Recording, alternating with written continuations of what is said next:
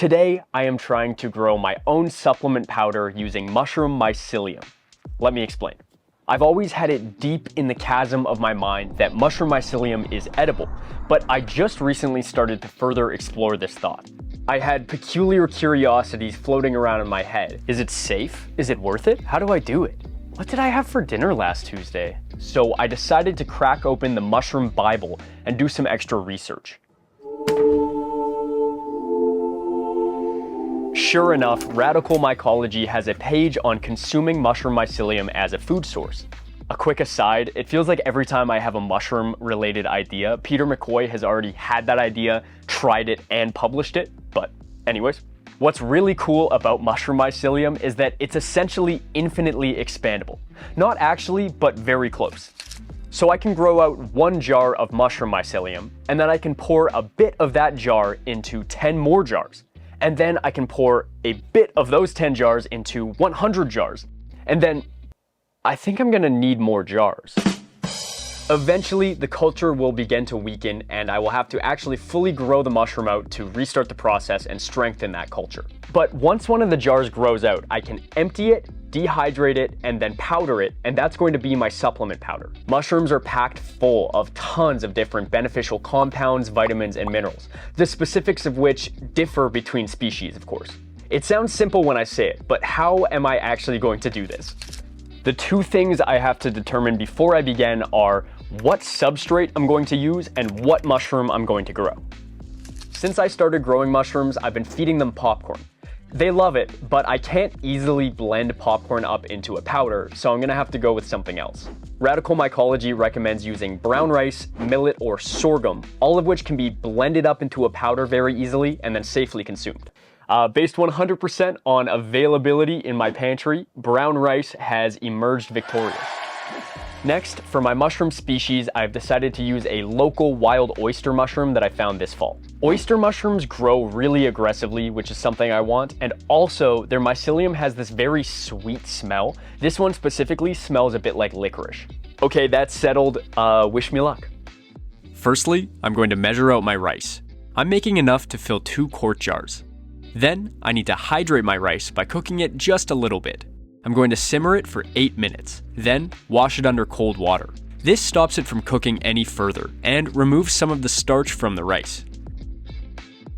I'll let the rice air dry for just a little bit and then start packing it into jars.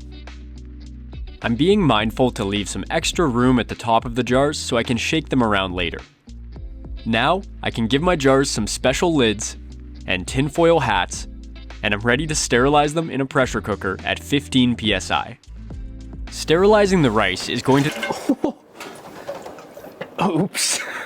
Let's try that again. Sterilizing the rice is going to ensure that no sneaky contaminants are hiding in the substrate. It gives my mushroom the opportunity to take it over and thrive without competition.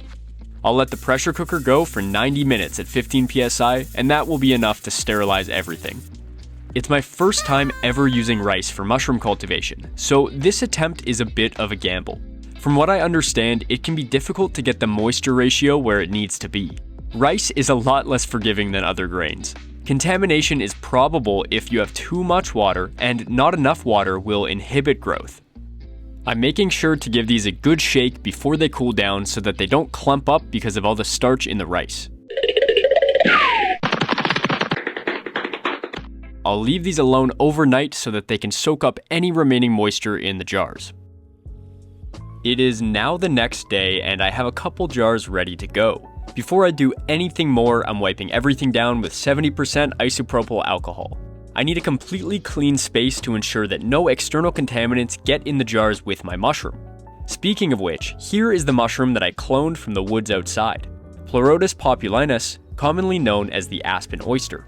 It's currently on an agar plate made up of agar powder, potato flakes, corn syrup, and water. I'm going to be cutting it up and putting it into the rice jars, a much bigger food source than it has access to right now. I'm going to do this work in front of a laminar flow hood to keep that sterility for my mushroom. A laminar flow hood has a filter that is 99.99% effective at filtering out contaminants, so doing work in front of it minimizes my contamination risk. Again, I do not want to give any contaminants the chance to get in here. and a jar of moist rice sitting at room temperature is a prime target for mold spores. The more agar wedges I put into each rice jar, the more individual points the mycelium has to branch out off of, and thus the faster it will colonize it.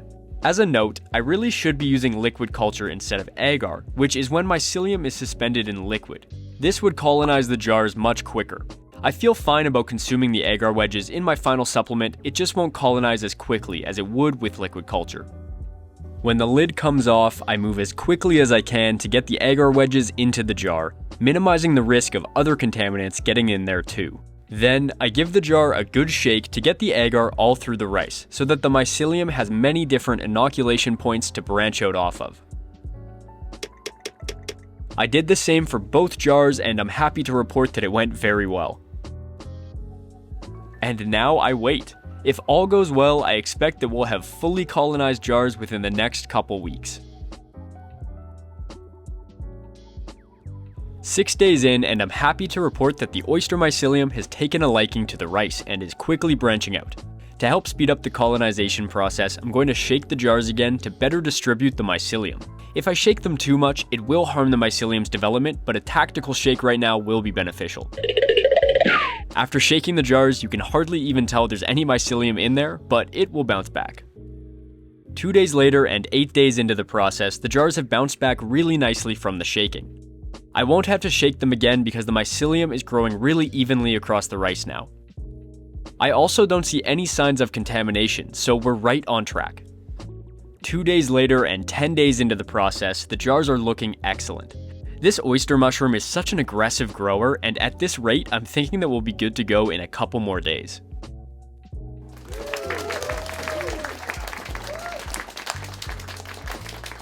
Okay, a couple weeks later, I have these two beautiful, white, healthy mycelium jars growing on brown rice. I'm gonna get these into the dehydrator and take out all the moisture. At last, it is time to crack open these jars and empty them. I think it's so interesting just how it grows over the rice. This mycelium smells fantastic. It smells like a sweet dessert. I am really curious to know if this smell is gonna stay in the final product because it smells amazing right now. I really hope it does. The smell is also a good indicator if this is still clean and not contaminated, because if this had a contaminant in it, it would change the smell. Now I can spread everything out on a tray and get this ready for the dehydrator.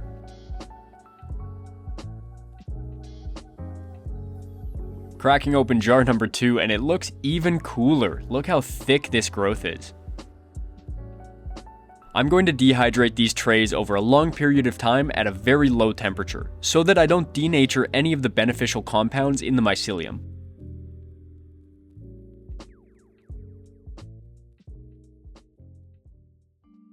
It is 16 hours later, and I have some crunchy myceliated brown rice to prove it. I'm seriously excited for this next step.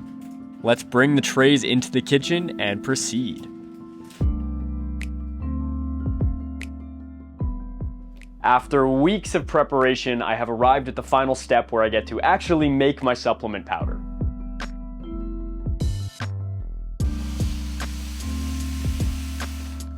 No grain left behind. We lost a few soldiers, that's all right.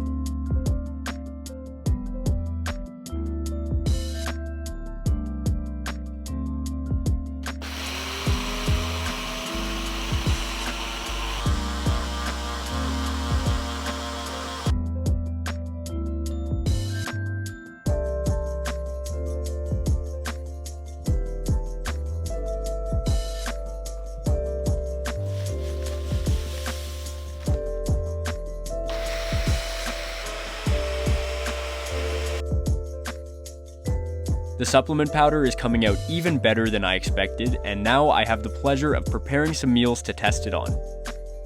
On the right, some cottage cheese and raspberries, and on the left, a nice salad with some mixed greens, tomatoes, apple slices, and both dishes topped off with the new supplement powder.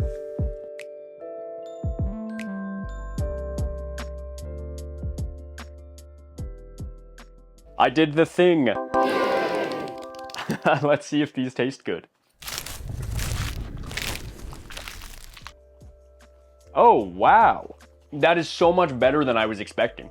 It has almost completely retained the sweet smell, but it tastes like it too, which I did not expect. This just needs a little bit of dressing because it is dry, but wow, it tastes great. Oh yeah. Beautiful. Oh, it's fantastic. It is fantastic. It's great in a salad. Absolutely. How is it in cottage cheese and berries? Wow. I did not expect it to taste good. I thought it would be something that I could add that I didn't really taste at all, but it genuinely tastes great. Like, it tastes amazing. So this doesn't have any gluten, any dairy, any soy, any of the common allergens just don't exist in here. I'm allergic to gluten, so this is a fantastic replacement for me because a lot of the common protein powders and supplement powders have some sort of gluten ingredient. So it smells good, it tastes good, but is it good for me? Well, that's the question I'm going to try and answer over the next 30 days as I conduct a human trial on myself, taking this every single day and seeing how it makes me feel. Stay tuned for that video. It's going to come out very soon, and subscribe so you don't miss it.